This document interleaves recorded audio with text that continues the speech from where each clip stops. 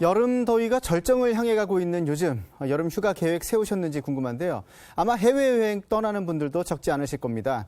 오늘 경제인사이드에서는 해외여행 때 알아두면 유용한 금융상식, 김현열 금융감독원 대전지원장과 함께 자세히 알아보겠습니다. 어서 오세요. 네, 안녕하십니까. 네, 굉장히 더운데요. 많은 분들 외국으로 지금 떠나고 있는 듯합니다. 네, 그렇습니다. 중요한 게 지금 지난주에 벌써 공항 이용객 수 보니까 역대 최대 기록을 했고요. 또 해외 또 나가실 분들 이번 주도 또 계실 건데요. 해외에서 신용카드 얼마나 사용되고 있습니까? 예, 요즘 그 해외에서 신용카드 사용 금액이 많이 증가하고 있는데요. 네. 이제 2010년도에 보면은 이제 그 133억 달러. 그러니까 2014년도에는 122억 달러였거든요. 예. 8.7%가 증가해서 사상 최고치를 기록했습니다. 이거를 이제 그 원달러 환율로 환산을 해보면 예. 14조 4천억 원에 달하는 금액입니다. 와, 그게 올해 한 해 규모인가요? 작년 규모입니다. 작년 규모. 올해 규모는 아직 집계되지 않았습니다. 와, 이 더 늘었겠네요. 아마 더 늘었을 것으로 저희들이 예상하고 있습니다. 와, 그렇군요. 그런데 중요한 게 요즘은 뭐 이 신용카드 쓰는 분들이 환전해서 현금 갖고 가는 것보다 더 많다고 얘기를 하거든요. 근데 이런 분들 카드 쓰다 보면 아무래도 규모도 더 커지지 않을까, 피해 규모가 커지지 않을까 걱정되는데 어떻습니까?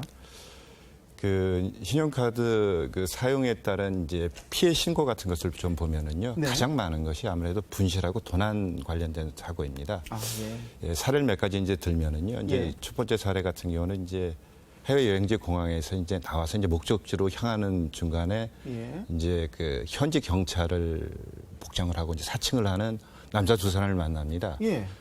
그 사람들이 뭐라고 얘기를 하냐면 마약 소지 여부를 확인해야 된다라고 해가지고 소지품을 보고 지갑을 보면서 이제 신용카드를 꺼냅니다. 예. 신용카드가 맞냐, 본인께 맞냐, 본인께 맞다. 그럼 비밀번호가 어떻게 되냐, 비밀번호를 얘기를 해줍니다. 아. 그 사이에 이제 예를 든다면 이 그 현지 경찰을 사칭하는 두 사람이 신용카드를 훔쳐가지고 예. 이제 현금 서비스를 받아서 피해를 보는 사례가 야, 있었습니다. 그렇군요. 예. 이제 또 한 사례는 이제 유명 관광지에서 이제 50대 남성이 이제 사진을 좀 찍어달라고 하는 겁니다. 예. 자기가 혼자 왔기 때문에. 그래서 이제 사진을 한 7, 8장 찍어주고 있는데 숙소에 와 보니까 이제 신용카드가 없어진 걸 알고 이제 신고를 하는 그런 예. 사례도 있고요.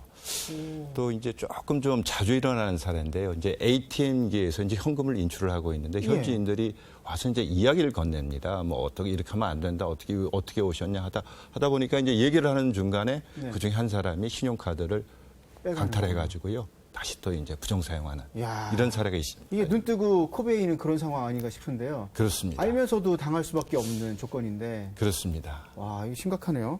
자, 그렇다면 이제 이런 부분에서 이제 정보 팁을 좀 드려야 될 것 같아요. 실질적으로 해외 나가서 예. 뭐 예를 들어서 뭐 원화로 신용카드 결제할 때 예.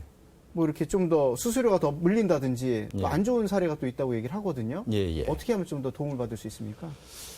그 이제 원화 결제 서비스라고 하는 것이 있습니다. 이제 해외에 나가서 이제 물건을 구입하거나 이제 서비스를 이용하지 않습니까? 그럼 예. 대금을 지급해야 되는데 그 대금 청구가 원화로 되는 겁니다. 그러니까 이제 영어로는 KRW, 코리아 원이라고 표시가 됩니다. 그 영수증에 그대로 찍히죠. KRW. 그렇습니다. 그러니까 보통 저희들한테 사인을 하라고 해가지고 신용카드 영수증을 주지 않습니까? 그걸 네. 확인해 보면 그것이 원화 결제 서비스인지 아니면 현지 통화 서비스인지 알 수가 있습니다. 예. 예. 근데 이제 여기서 문제가 되는 것이 이제 원화 결제 서비스일 경우에는 현지 통화 서비스보다 훨씬 더 많은 수수료를 지불한다는 사실입니다. 어느 정도 되나요? 수수료율이?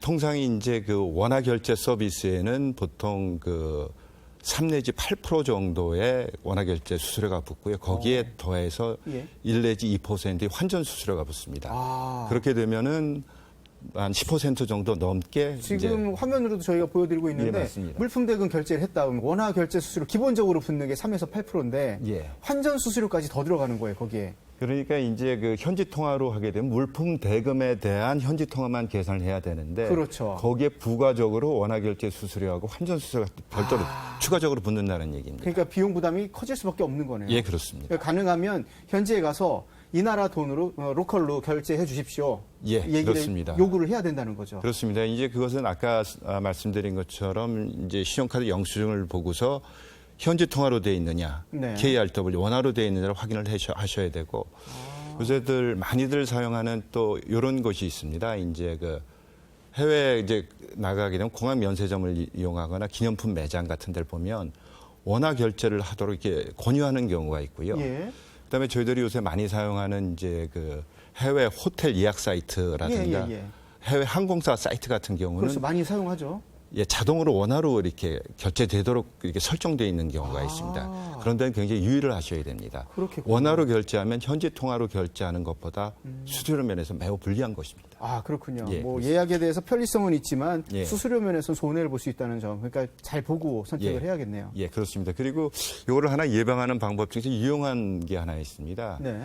그 SMS 승인 알림 서비스라고 하는 게 있습니다. 이게 뭐냐면 이게 5만 원 이상 물건을 구매할 때는 사실 무료로 제공되는 서비스인데 그 신청만 하면 됩니다. 네.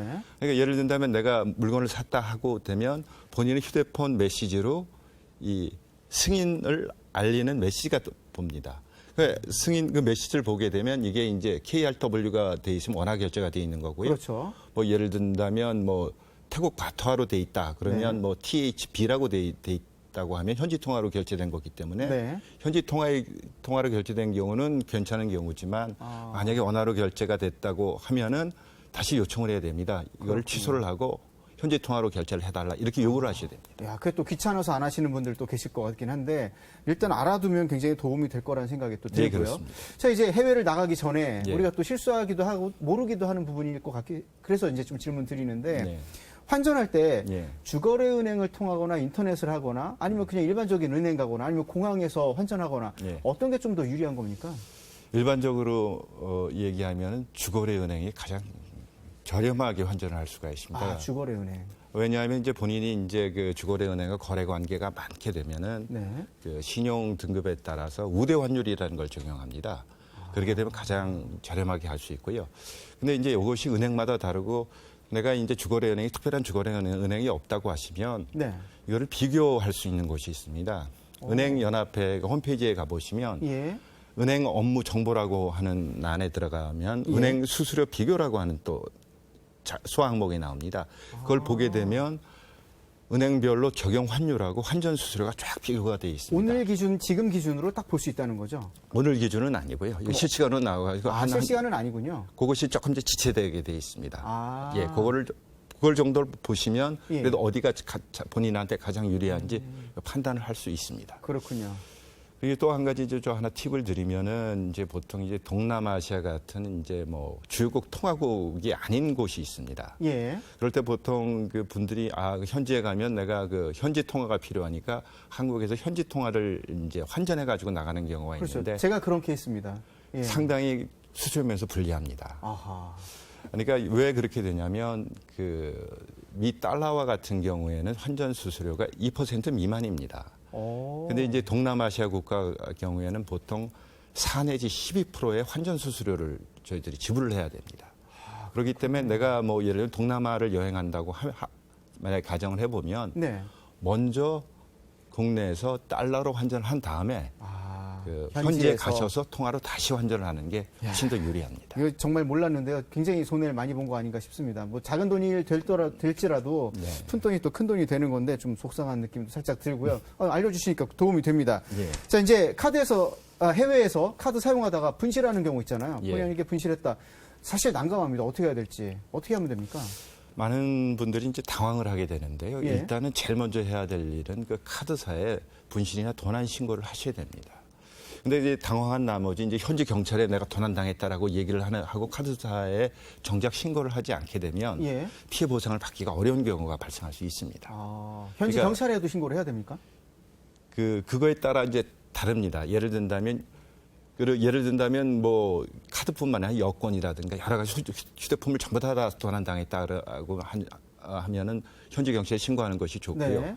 만약에 신용카드만 도난 당했다라고 예. 하면 카드사에 신고를 하시면 됩니다. 예. 그리고 이제 카드를 분실하게 되면 이제 그 뭐 물품도 사지를 못하고 숙박비도 지불을 못하지 않습니까? 그렇죠. 이 경우에는 이제 긴급 대체 카드 서비스라고 하는 게 있습니다. 긴급 대체 카드 서비스요. 예, 그렇습니다. 오. 보통 이제 신용카드를 보시면 뭐 비자라든가 마스터라고 여기 표시가 되어 있습니다. 그게 이제 제휴사인데요. 그 만약에 카드를 분실할 경우에는 그 제휴카드사 홈페이지를 보면 뭐 긴급 서비스 센터라고 하는 곳이 있군요. 나옵니다. 예. 그쪽에 이제 연락을 하시면 예. 가차운 은행 영업점을 통해서 긴급 대체 카드라는 것을 발급 받으실 수 있고 또 그 기간은 한 뭐 3일 이내입니다. 아, 그렇군요. 이 카드를 가지고 이제 사용을 하시면 됩니다. 좀 이제 여행 기간이 남았다 생각이 되면 그렇습니다. 그 현지에 있는 로컬 은행에 가서 그렇습니다. 예, 카드사에 재발급 신청을 하면 그렇습니다. 3일 이내에는 예. 긴급 카드를 받아서 뭐 아무리 못해도 돌아오는데 부담은 없겠다. 그 얘기가 이거 굉장히 도움이 많이 되고 있는데요. 자, 이제 신용카드 분실 사실을 모르고 있다가 예. 다른 사람이 결제가 됐어요. 예. 이런 경우 있지 않습니까? 예, 예. 그러면은 그런 경우에는 어떻게 해야 되는 건지 궁금한데요. 여기서 이제 누가 책임이고 누가 배상을 해야 되는지 이런 문제입니다. 네.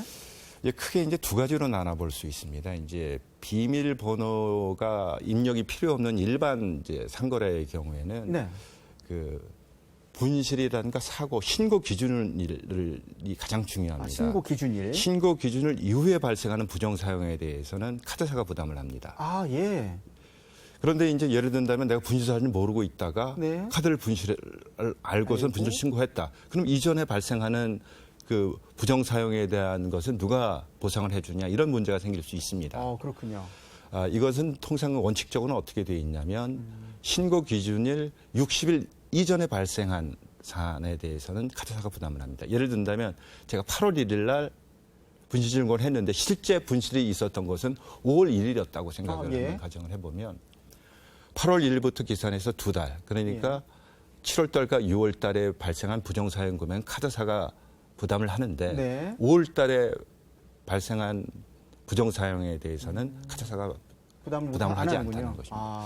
그다음에 여기서 또 저 예외 사항이 있는데요. 예를 든다면 보통 카드 뒷면에 서명을 하도록 되어 있는데 그렇죠. 서명을 하지 않았다. 그다음에 이제 정당한 사유 없이 그 분실 신고를 지체했다. 네. 그다음에 카드를 누구한테 대여를 했다. 이럴 경우에는 보상을 받지 못할 수도 있습니다. 그러니까 서명을 바로 해놔야겠네요. 서명하는 그 게 서명과 중요합니다. 결제 서명이 일치해야 보상받을 일치해야 수 있다 됩니다. 이거죠. 그렇습니다. 알겠습니다. 자, 요즘 이 장기 해외여행 떠나시는 분들 많고요. 또 지금 이번 주에도 또 떠나실 분들 굉장히 많을 텐데, 자, 지원장님이 좀 추천하는 해외여행 피해 예방법, 노하우 어떤 것들이 있을지 마무리 말씀해 주시죠. 피해 예방법이요. 일단 뭐 제일 중요한 게 이제 여권 있지 않습니까? 예. 여권 이름하고 이제 그 카드 이름이 이제 그 영문으로 쓰기 때문에 다른 경우가 있습니다. 다른 경우에는 보통 해외 나가면 이제 신용카드 결제할 때 여권하고 같이 보여달라고 할 때 다르게 되면 카드 결제가 거부되는 경우가 있습니다. 그렇군요. 그래서 반드시 여권 영문 이름하고 카드의 영문 이름은 일치되도록 해야 되는 거고요. 그다음에 이제 그 카드 이제 유효 기간이 있을 수 있습니다. 그렇죠. 그래서 이제 예를 든다면 장기로 여행하게 돼서 카드 유효 기간이 지나게 되면 이제 카드 결제가 거부될 수 있기 때문에 내가 장기로 이제 해외 여행을 계획하고 있다고 하면 미리 카드사에 연락해서 재발을 받아서 유효 기간을 좀 늘려놔야 됩니다. 그런 경우도 있고 이제 그다음에 카드 사용 한도라고 하는 게 있습니다. 그렇죠. 그래서 보통 이제 국내에 사용할 때는 그렇게 큰 금액을 사용하지 않기 때문에 조그맣게 해놨다가 해외 나가서 보면 사용 한도에 걸려가지고 신용카드를 사용하지 못하는 경우가 있기 때문에 이거는 사용 한도는 본인이 판단해서 늘려놓아야 되겠다고 사전에 늘려놓고 가시는 것이 편합니다. 그러니까 자기 신용 범위 내에서 뭐 금액도 늘릴 수 있는 거고 예를 들어 뭐 체크카드 형식이라면은 현금 잔고가 있는 범위 내에서 써야겠죠. 그렇습니다. 그래서 제 경우인데요. 이제 사실 해외 여행에서 가장 중요한 게 이제 여권하고 신용카드입니다. 이거를 어떻게 이제 분실하면 대처하기 좋은 방법은 일단 휴대폰이 있지 않습니까? 휴대폰으로 일단 사진을 찍어서 저장을 해놓는 겁니다. 그렇죠. 그 다음에 또 하나는 이제 보통 여권 재발급 같은 게 필요할 때 여권 사본을 복사해 놓지 않습니까? 그러면 신용카드도 같이 앞뒤면을 같이 복사를 해서 같이 껴놓는 겁니다. 그렇게 되면 거기 뒤에 보면 해외에서 분실이나 뭐 도난 시 신고 번호가 정확하게 나와요. 별도로 당황할 필요가 없습니다. 그렇군요. 그런 부분이 있고 이제 또 한 가지 뭐 팁을 하나 드리면 이제 그 해외 여행을 하고 나면 이제 잔돈이 남지 않습니까? 그렇죠. 근데 동전으로 이제 아시지만 동전으로 아무리 많이 한국으로 갖고 들어와도 환전이 안 됩니다. 그러면 이제 하는 방법은 이제 이런 겁니다. 이제 가장 좋은 방법은 내가 쓸 만큼만 환전을 해서 나가는데 그래도 혹시 남을 수가 있고 모자랄 수가 있습니다. 그러면 일단 남은 지폐와 동전을 일단 공항 면세점 같은 데다 내고요. 네. 그보다 이제 조금 더 많은 금액으로 신용카드로 결제를 하게 되는 겁니다. 그렇게 되면 이제 동전을 처리하는 방법이네요. 동전과 뭐 지폐 같은 거가 예. 좀 유용할 수 있죠. 좋은 방법이네요. 예, 예. 일단 여권하고 신용카드의 이름 영문자를 똑같이 맞춰야 된다는 그렇습니다. 점, 그리고 예. 마지막에 알려주신 이 나머지 결제 금액을 동전이나 나머지 지폐 사용하고 카드 결제를 해서 그 잔금을 없앤다. 그렇습니다. 굉장히 좋은 팁이 아니었나 생각이 되고요. 출발 전에 신용카드 이용 조건 꼼꼼히 따져봐야 된다는 점도 또 알뜰한 여행 정보가 되지 않았나 싶습니다. 지금까지 김현열 금융감독원 대전지원장과 함께 얘기 나눴습니다. 오늘 말씀 고맙습니다. 예, 감사합니다.